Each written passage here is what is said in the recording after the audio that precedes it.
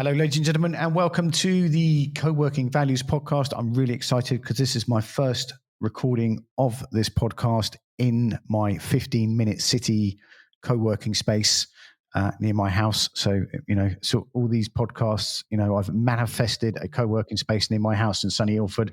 That won't mean much to most of you, but it's a big deal. And you sound exactly the same no matter where you are. Do you know that? I do know that, but it's so exciting. It genuinely is. So where are you? I'm exactly where I have been all these times we record the podcast at my home, in my home studio, next to my lovely microphone. And that's it. In Sabokaterka. Yeah, I was wondering when you're going to screw that up too. Okay, let's go to a message from our sponsor.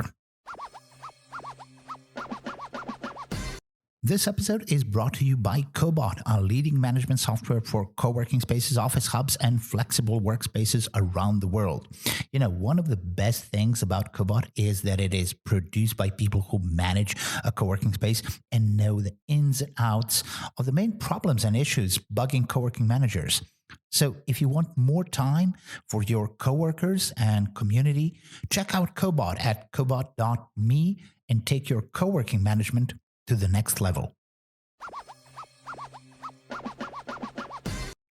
And that was Cobot. So Bernie, what do we have for today? We have the this is like having Lou Reed on your podcast, or I can't think of anything else. But it's Ashley who's I make this joke about Ashley that she's only just joined co-working, and some people believe it. But Ashley, what are you known for, and what would you like to be known for? Oh, great question. I believe I am known for my work in coworking in Canada, and I hope that I am known for my work with collectives and bringing people together to leave things better than we found them. You are definitely known for that. So there's a couple of things we need to get through today, because I've been saying come on our podcast for a long time now, and I've left it like 48 hours before your event, which we'll get to later. And also there's the Idea Project, which is very connected to what we're doing here in the European Coworking Assembly. So can you just riff on that for a little bit, because it's so important, and I hope we are really supporting it. About the Coworking Idea Project? Yes. Sure. So the Coworking Idea Project, first of all, IDEA stands for Inclusion, Diversity, Equity, and Accessibility. And we refer to it as the Idea Project for short, because we say these things a lot in our work. Basically, what that is the idea that we're really proud of the movement that we've created collectively, the co-working movement. But we've watched the global co-working conversation drift from its core values, and the core values around community, collaboration, accessibility, openness, and sustainability. And we're seeing that move towards more of a financial and a corporate sort of construct around co-working in the industry.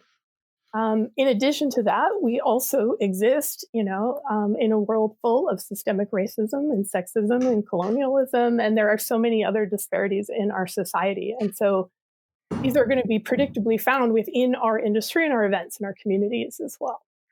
And so the folks that are working through the IDEA Project are really committed to recentering those connections. We want to really focus on communal care, creative collaborations, human connections, all of the goodness that coworking was founded upon, but also really make sure that we are now centering around being committed to making the coworking industry more diverse, more inclusive, more equitable, and more accessible.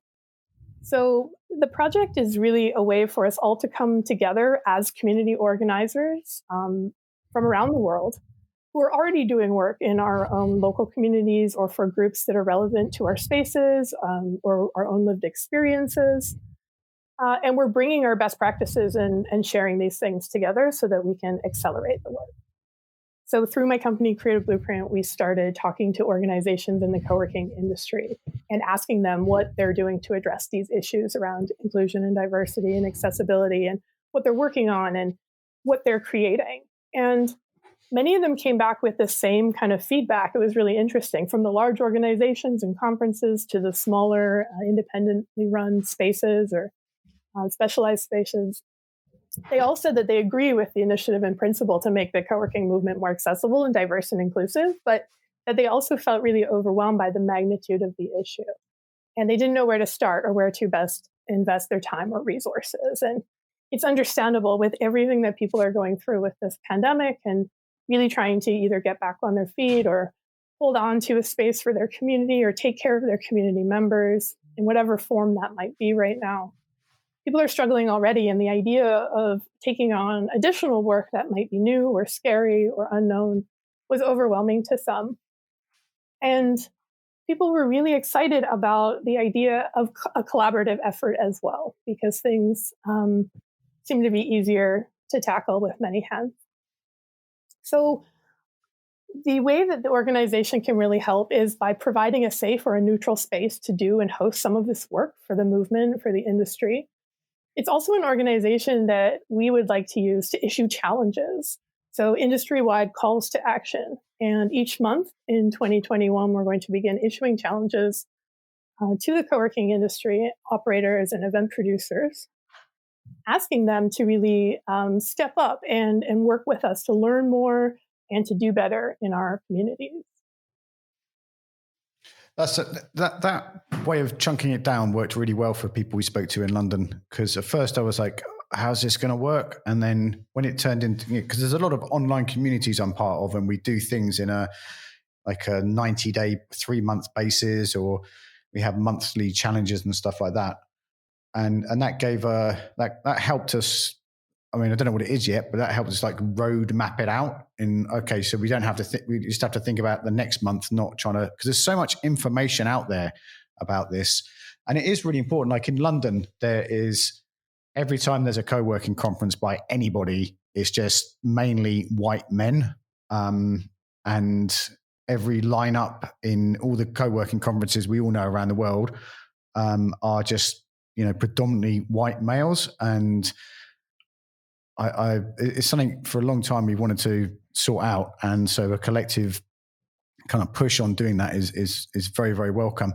How's it going to work? Or actually, can you say a bit about December? Because that's, before we go any further, we don't want to hide the big thing. So in December, we'll have an event, and can you say how that's going to work?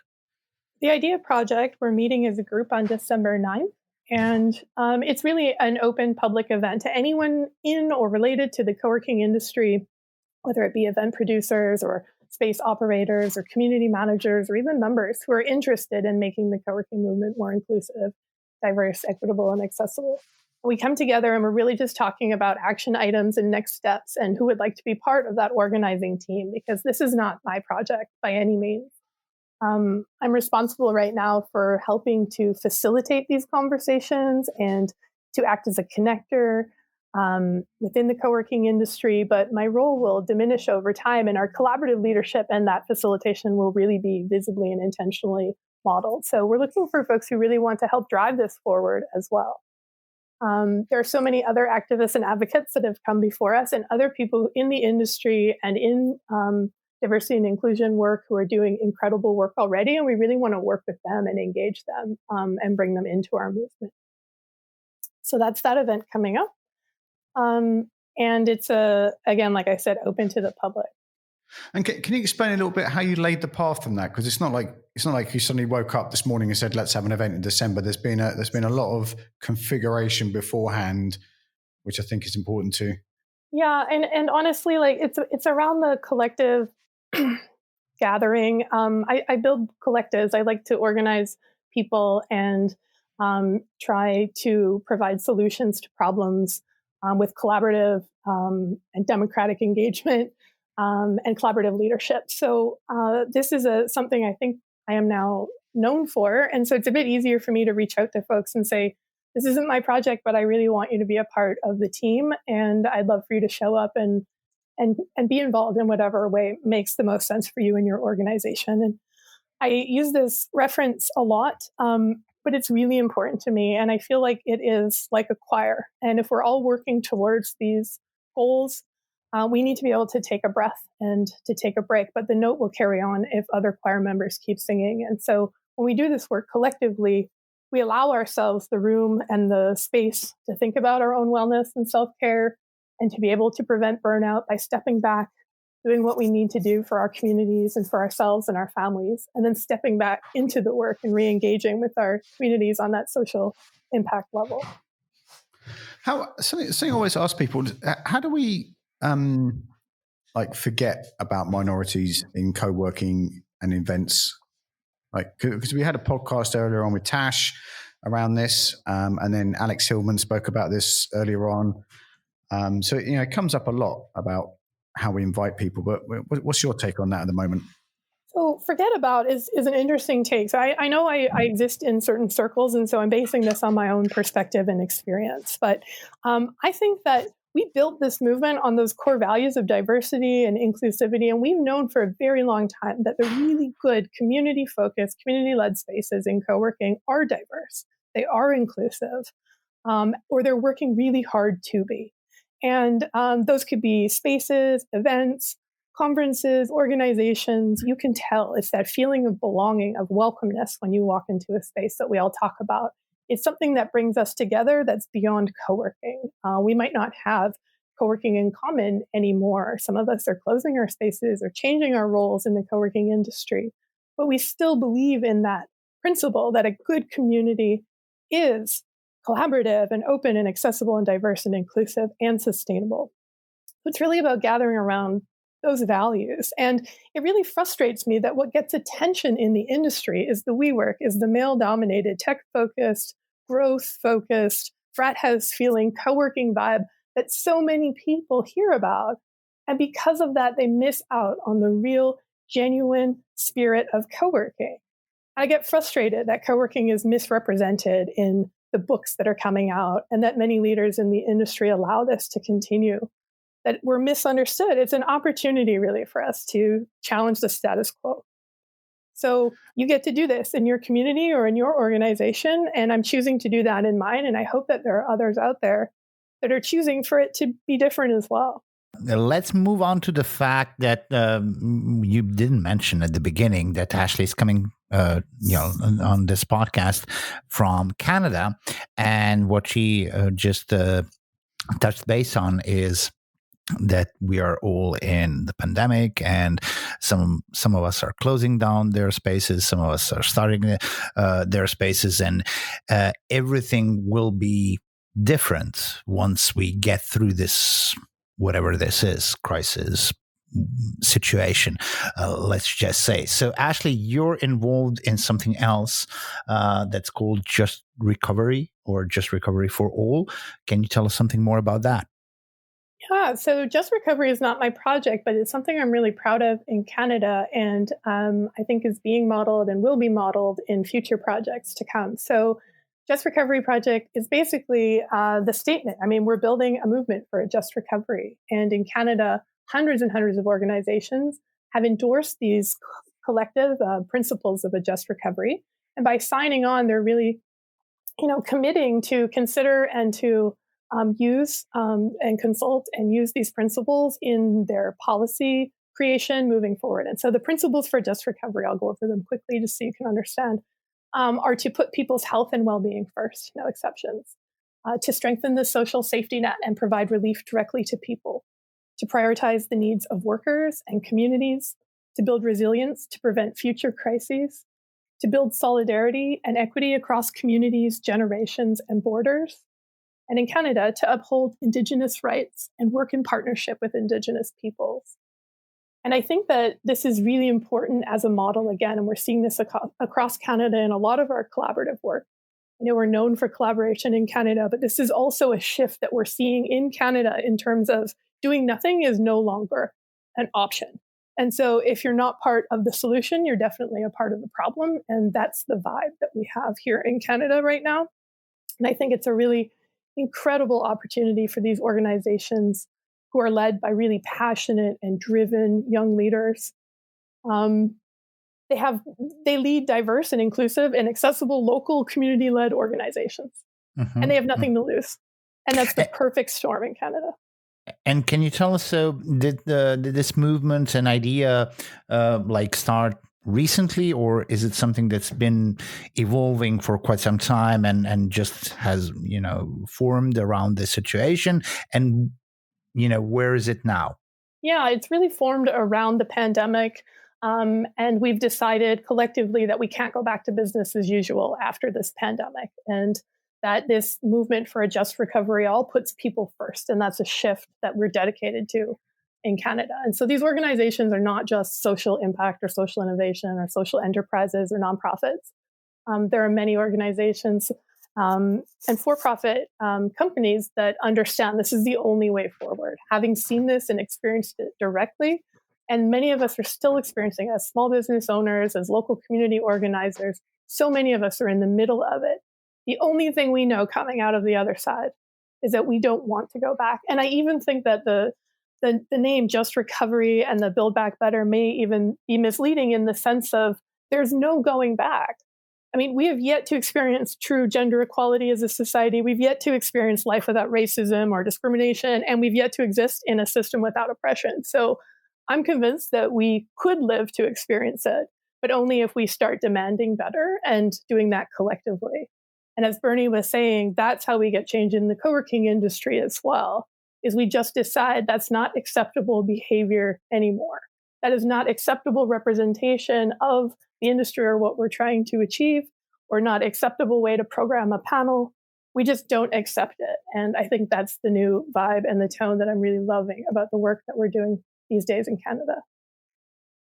I think as we run around talking to people, particularly when George Floyd got murdered, and we came to every month here in London from March till the end of August, we had 2 calls every week, and then George Floyd's murder happened in the middle of it, and people who I didn't think had a position on this said, I've been thinking about this for ages, and said, I've been on courses about anti-racism because I thought it was important, but I never knew whether I could say it here or not. And it seemed a bit weird that the co-working assembly was somewhere that you might not be sure about whether to say whether you were anti-racist or not. And that seemed odd. And for a long, even before this, we've done things with Nexodus and Cobot here in London around cultural appropriation, where Tara from Canada, I can never remember what's her distance. Winnipeg, is it? Yeah, Winnipeg. Got it right. He came over and talked about Indigenous people and things like that, and we've run, and which you've always taken part in, actually, events at Coworking Europe around inclusion and diversity and equality. And it really saddened me this year, where a lot of these events have been online, and there's been this huge move around, if you have an event online, there's no excuse to have a all-male panel talking about real estate. And another thing that broke my heart even before COVID was someone who's quite prominent, a female that's quite prominent in the co-working industry, was invited to head up a panel at a real estate conference in London about co-working. And she was like, oh yeah, this would be great. And they said, oh, it'd be good to have a woman.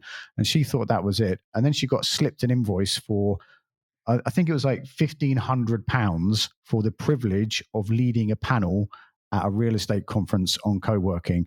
So then it became like a sponsored appearance rather than a, valued for what she is. And I just think it's shit, really.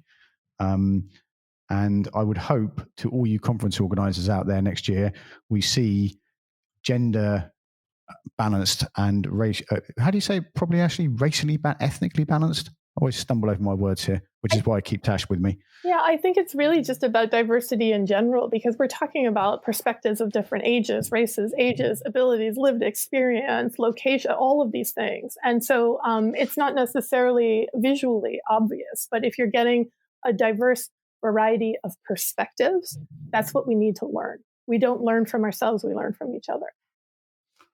That's what I wanted to say.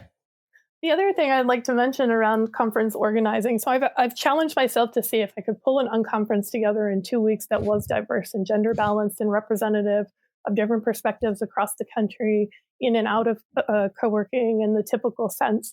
And so that's really what Coworking Canada is all about this year. It's a small taste of the normal event. Typically, our Canadian gathering is in person, but moving forward for the next foreseeable future, because of the pandemic restrictions, we'll be gathering online to continue our work as a collective. But this event that's coming up December 2nd is really designed to bring folks together from all different perspectives and experiences across Canada and co-working, and to see what we might be able to do collaboratively together and how we might be able to support each other. And I think it would be a great example for folks who are maybe looking to learn how they might be able to do that at their event, and what that might look like to try it out. So I can come to Canada without coming to Canada. That's the best part of this pandemic is making these events more accessible because it's now normal to gather online. And I've been hoping for this for a long time, because now we can have folks from all across the country and outside of the country join at a very accessible price or free of charge, and really be able to share speakers from around the world and best practices as well. That's one of the things I've loved about COVID. I've really missed not meeting up in real life and all our co-working camps and stuff like that. But the ability to, I've never been more deeply connected to everyone around the globe as a result of this. So that's a great thing. So where can we go for tickets?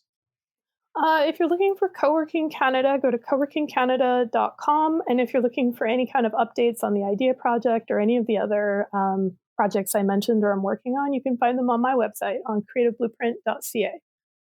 Lovely, jubbly. And do you have a social media account? Is that your thing? Oh, there are so many of them. Again, if you go to coworkingashley.com. No. creativeblueprint.ca, you can find everything there.